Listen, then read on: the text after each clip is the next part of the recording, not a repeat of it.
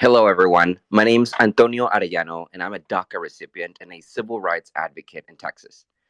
I'm honored to be sharing this space with the team at Define American, a culture change organization that uses the power of narrative to humanize the immigrant perspective in the media. We are grateful that you've decided to share your Friday morning with all of us. Welcome to everyone joining from across the United States. In this space, we will engage in a conversation about the power of social media and how it's changing the narrative around immigration and how immigrants are depicted in the digital era. Immigration remains a key issue in the United States. And now, with the new generation of immigrants sharing their stories and leveraging the power of their voices, they are making the world more equitable and reshaping American public opinion. But can digital activism help humanize the conversation on immigration? Let's dive in and find out. Before we get started, please invite your friends by sharing this Twitter space on your timeline. If you have any questions during our conversation, please feel free to send your questions via DM to me, Antonio Arellano, right here on Twitter. Now, please allow me to create some space for the rest of our speakers to introduce themselves. We will start with Shauna. Good morning. Good morning, Antonio. Thank you so much for setting this up and providing this space for this conversation this morning. My name is Shauna Siggelkow. I am the Director of Digital Storytelling at Define American. And my background is mostly in filmmaking. I come from non-scripted television as well as digital journalism. But for the past couple of years at Define American, I've been leading a strategy around research and content production for combating xenophobic narratives online.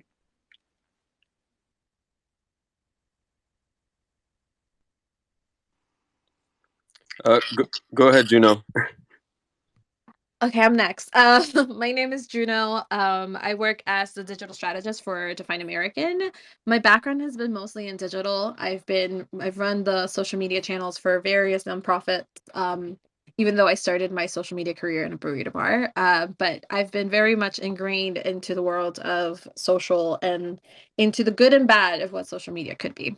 And I'll pass it along to Adrian. Thanks, Juno. My name is Adrián Escárate. My role at Define American is Deputy Chief of Staff, where I work really closely with Jose Antonio Vargas and our Chief of Staff as a liaison to the rest of the DA team. I really love this role because I get to interact and work directly with almost everyone on staff. We're a small team of a little less than 20 people. And a little bit about myself and my story. I'm an undocumented DACA recipient.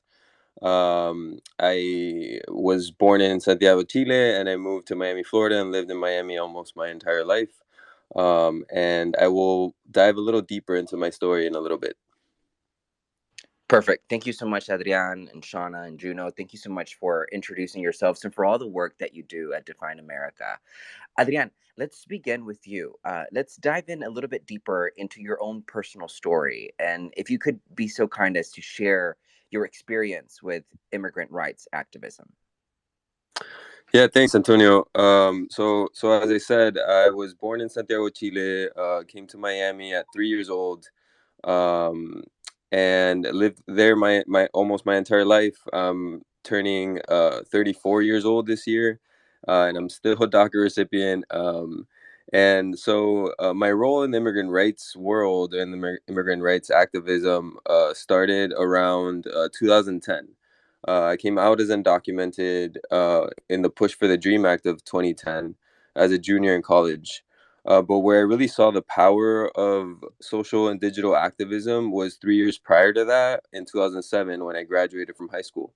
A friend in high school from Colombia was almost deported with his parents and his brother.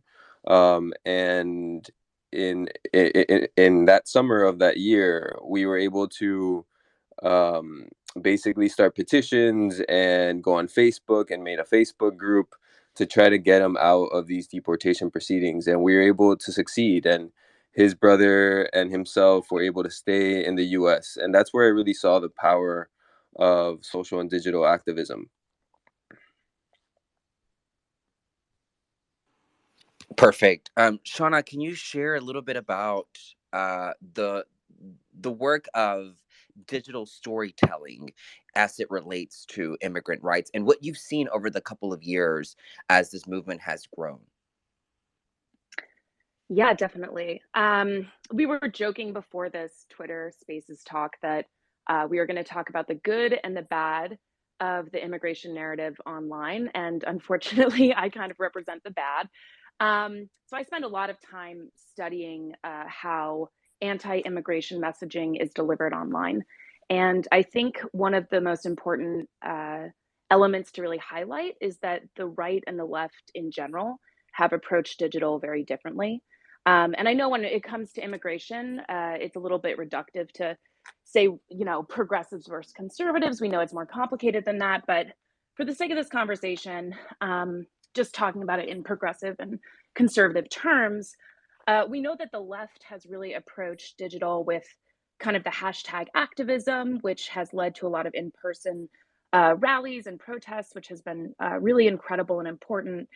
But we also know that the far right has utilized digital to create alternative media sources and information sources. So in doing so, they've also really been able to create alternative narratives.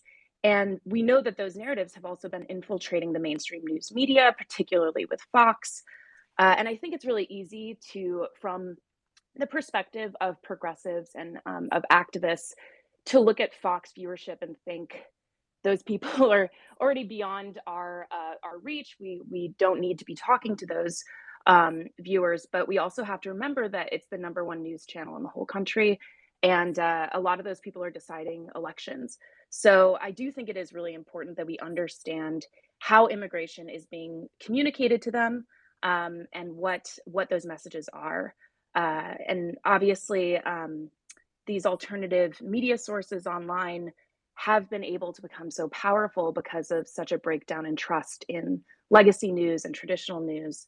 And one thing that we've really seen in studying anti-immigration, excuse me, anti-immigration narratives online is around packaging. So anyone who's really interested in immigration narratives from the past 20 years might be familiar with this network of think tanks called the Tanton Network.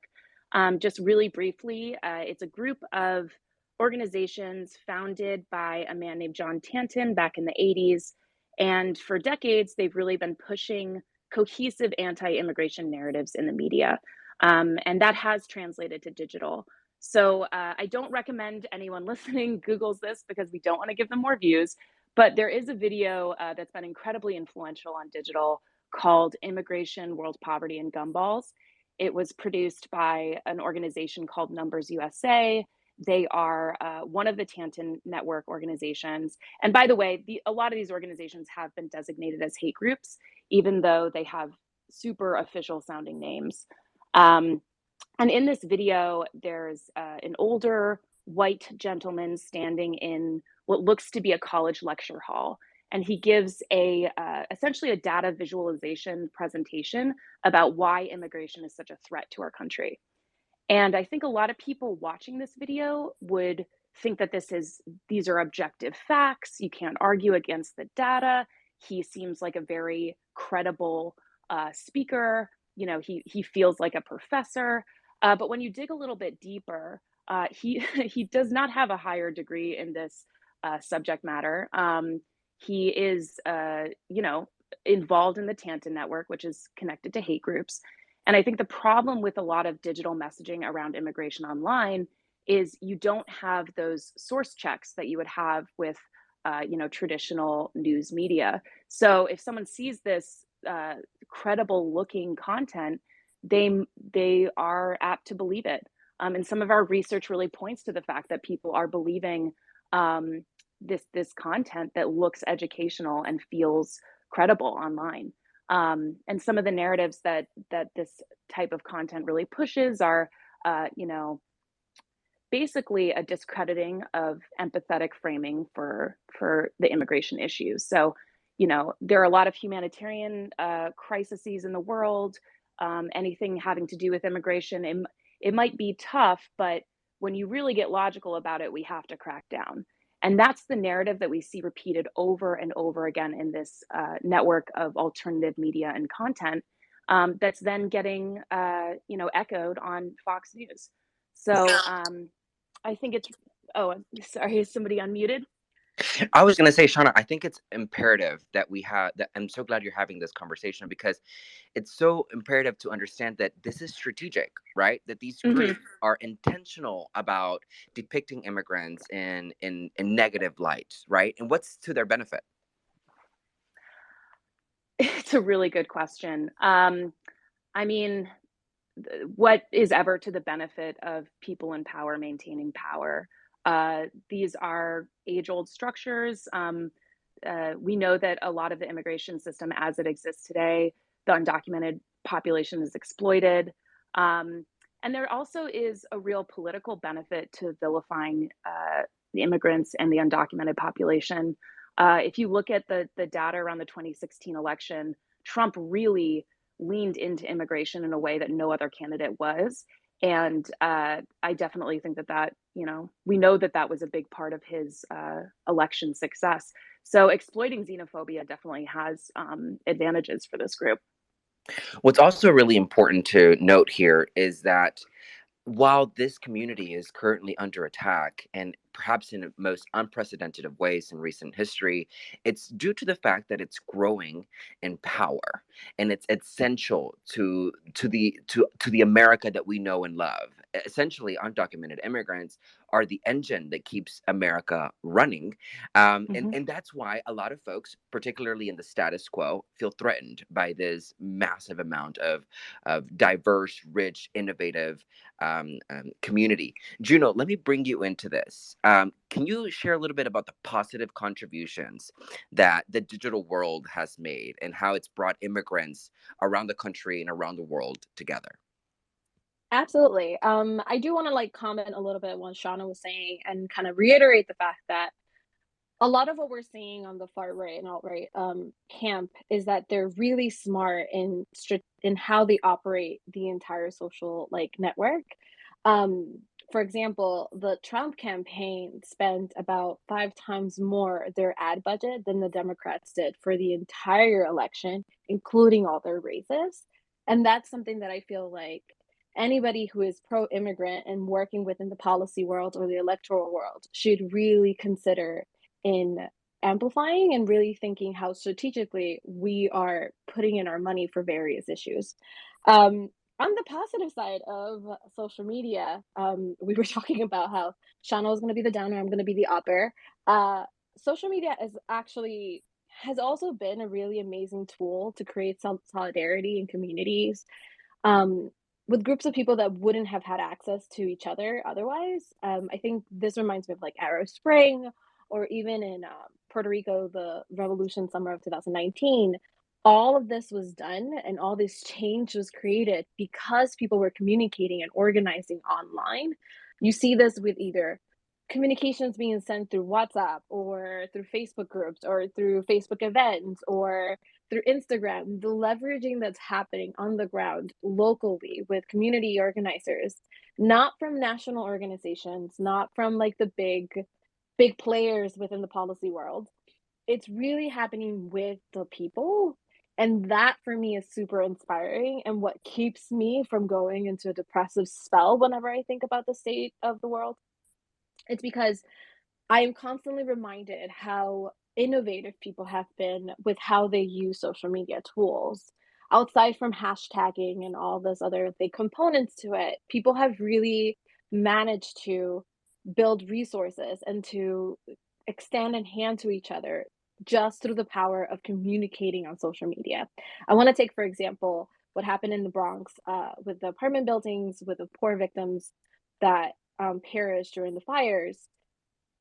Organizations like Undocu Black, I want to say it's Convenia Youth Group too, have come together, and they're based in different areas to crowdsource pro bono lawyers, to crowdsource resources around food and money and clothes and what have you, whatever the community needs from around the states, from all 50 states, that would have not have been possible back in the 90s or back in the 80s.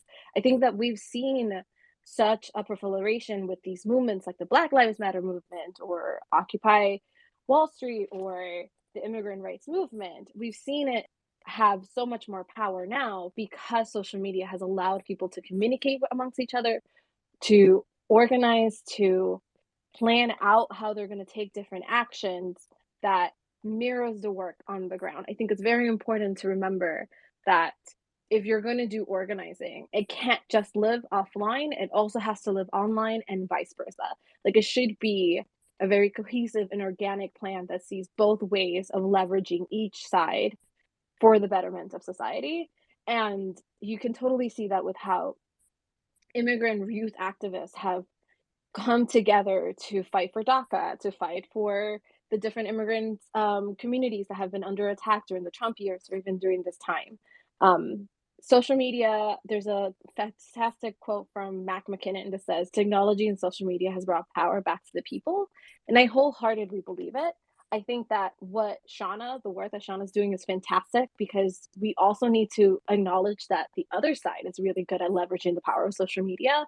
But if we really sit down, especially as big organizations, big policy organizations, really sit down and start to think how community organizers who live in cities, who are in the community themselves, have been leveraging social media for people power, we could really work in how to help long scheme and national scale, how to really further on immigrant rights for different communities.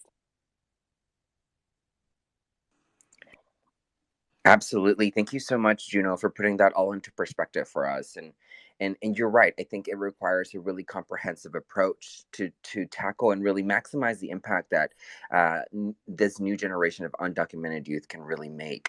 Adrian, let me bring you back in here. Can you tell me a little bit about the American Dreaming Research Report of 2021 that you all conducted? Yeah, which actually goes back in time, like with our researcher, our head of research at DA, Sarah Lowe. She brought me in to do this to help on this research report, and I've always told her that it was just really cathartic to be participating in this report. And basically I say that because it brought me back to like getting in the immigrant rights movement in 2010, where I felt a lot more protected to be part of this movement because I saw so many people coming out of the shadows. And how Juno said, that was the power of social media. We really started finding each other basically on online, finding each other on Facebook.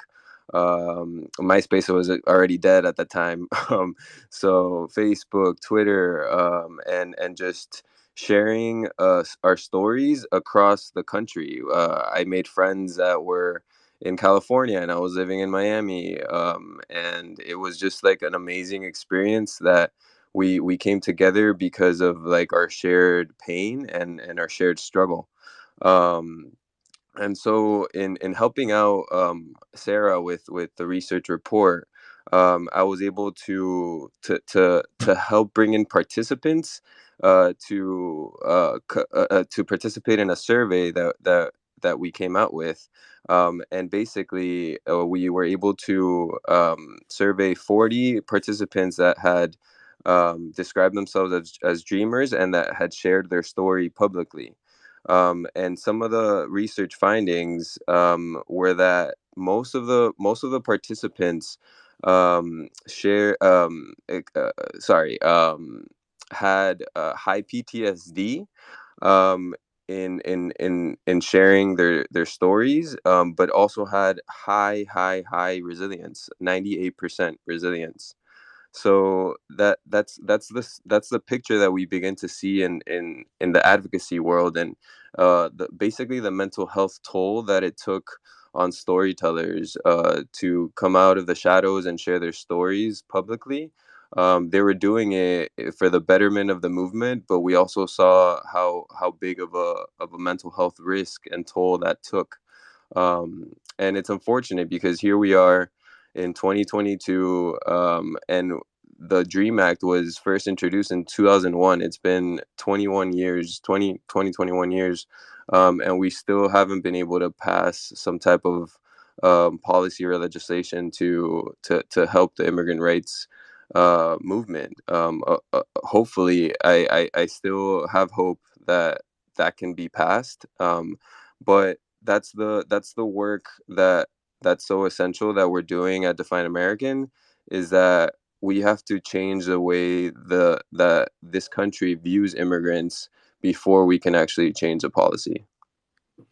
Hey, that's beautiful. You're absolutely right, Adrian. And one thing that you brought back into perspective for me when you're, sharing a little bit of your insight there was how long this journey has been for full um, citizenship for so many immigrants that are depending on our immigration system to really deliver for them, but also the contributions of a diverse base of immigrants, right? And I think that Define American is doing a really great job at really showcasing the diversity and richness within this population. And also, we would be remiss to not acknowledge the contributions of the LGBTQIA plus community at the front lines of the undocumented movement that have been really essential to advancing the conversation and adding an additional layer of humanity to this whole conversation. Um, if you are just now joining us, my name's Antonio Arellano. I'm joined by the team at Define American. We're having a really robust conversation about what immigrants look like, sound like, how we're depicted in this new digital era. If you have any questions, please send your questions via DM directly to me at Antonio Arellano on Twitter. Some of the questions are actually starting to come in. The first one's for Juno, and it says, Juno, have you seen a content creation shift that more accurately depicts immigrants in the recent years?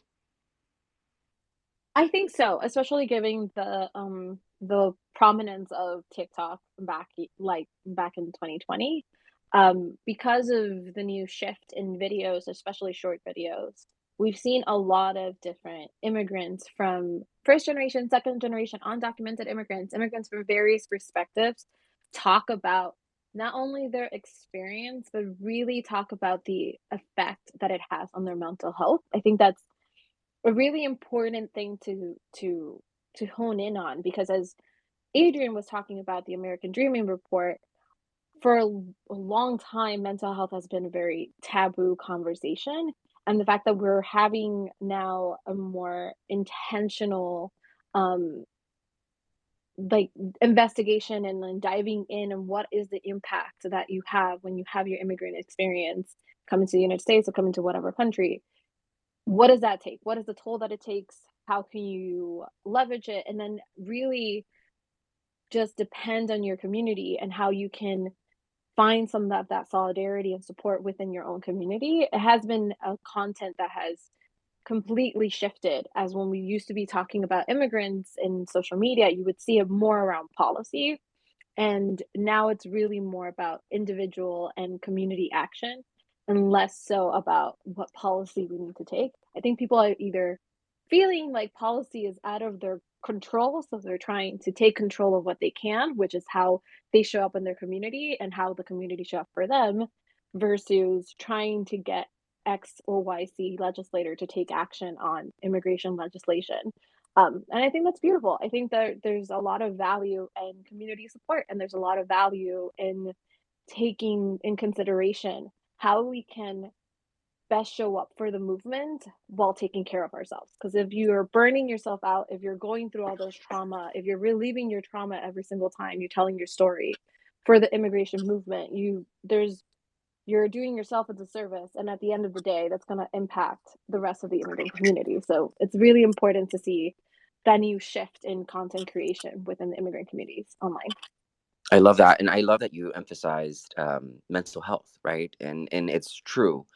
As immigrants navigating this space, we deal with a lot of traumatic subject matter, and having to reiterate why we matter.